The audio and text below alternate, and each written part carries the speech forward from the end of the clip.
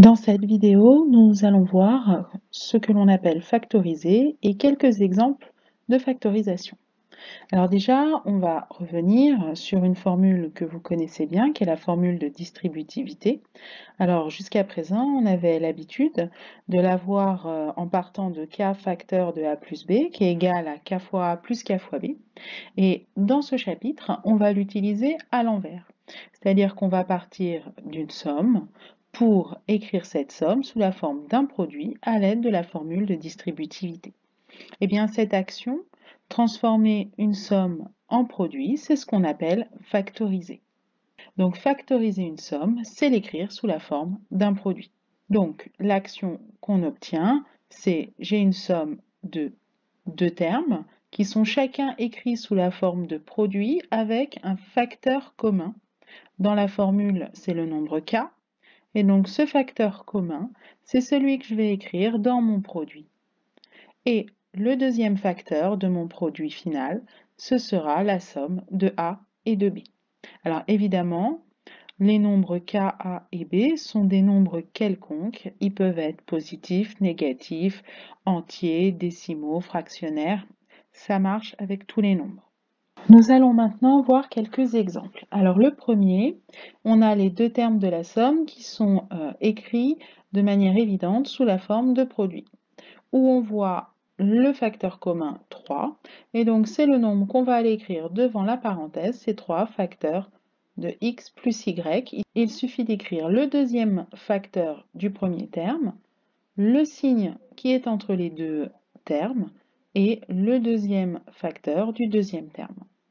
On va juste repérer et appliquer la formule. Alors deuxième exemple, il est un peu moins évident parce qu'on n'a pas le facteur commun apparent. Or, il se trouve qu'on a 4x d'un côté et 8, et que 8 est un multiple de 4. Donc on va pouvoir faire apparaître une multiplication par 4 dans les deux termes. On va pouvoir écrire que 4x c'est 4 fois x et que 8 c'est 4 fois 2. Donc on va écrire que c'est 4 fois x moins 4 fois 2. Le facteur commun c'est donc 4.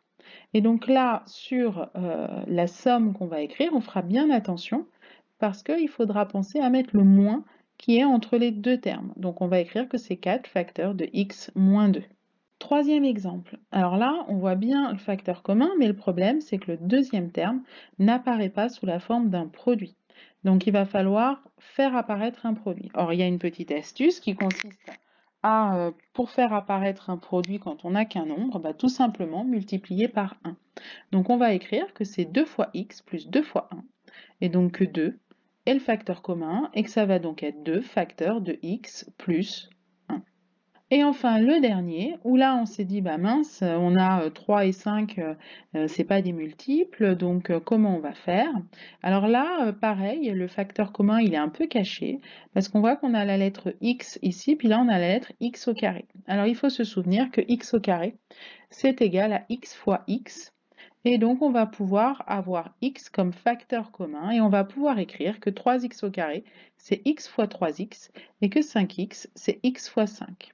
Et donc que x, qui est le facteur commun, va pouvoir après être mis devant la parenthèse où on aura 3x plus 5. Donc 3x au carré plus 5x, c'est égal à x facteur de 3x plus 5.